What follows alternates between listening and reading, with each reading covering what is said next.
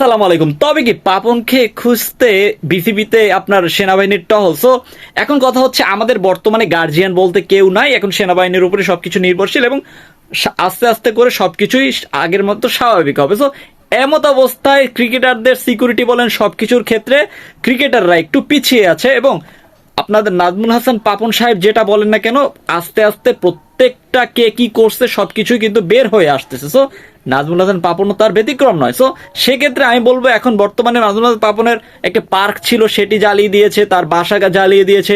প্রত্যেকটা মানুষের হয়তোবা তার উপরে অনেক ক্ষোভ ছিল, হয়তোবা সেই ক্ষোভের একটা ফলস্বরূপ বলতে আপনার সবকিছু জ্বালিয়ে দেওয়া। সো নাজমুল হাসান পাপনের সম্পত্তির পরিমাণ আসলে এটা আসলে বলার কিছুই নাই, কারণ কোটি কোটি টাকা আসলে আমি কোনো কাউন্ট করব না। সেটা হচ্ছে আপনারা সবাই দেখেন, সবাই বোঝেন সবকিছুই আশেপাশে কি হচ্ছে না না হচ্ছে সবকিছু নিজের মতো করেই দেখতেছেন। সো এখানে পরিমাণের আসলে কিছু নাই, এক একজনের বাসায় অনেক কিছু পাওয়া যাচ্ছে।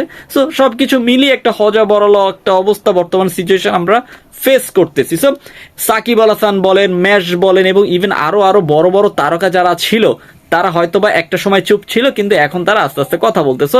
এখন আসলে কইরা লাভ নাই।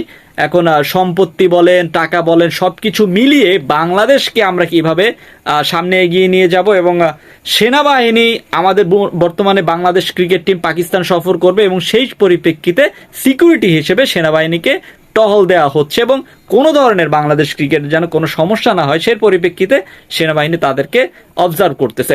সো আমরা চাইবো যে বাংলাদেশ ক্রিকেট টিম হয়তোবা কিছু কারণে হয়তোবা তারা চুপ ছিলেন, কিন্তু এন্ড অফ দ্য ডে তারা আবার মুখ খুলেছেন এবং সবাই একসাথে শান্তি শৃঙ্খলা বজায় রেখে কাজ করতে পারে সেই হিসেবে আমরা দেখতে চাই এবং আমরা একটা সুন্দর বাংলাদেশ চাই। আপনি কি চান প্লিজ কমেন্ট করে জানাই দেন। আর হ্যাঁ, ভিডিওটি ভালো লেগে থাকলে অবশ্যই চ্যানেল সাবস্ক্রাইব করে পাশে থাকুন। ধন্যবাদ।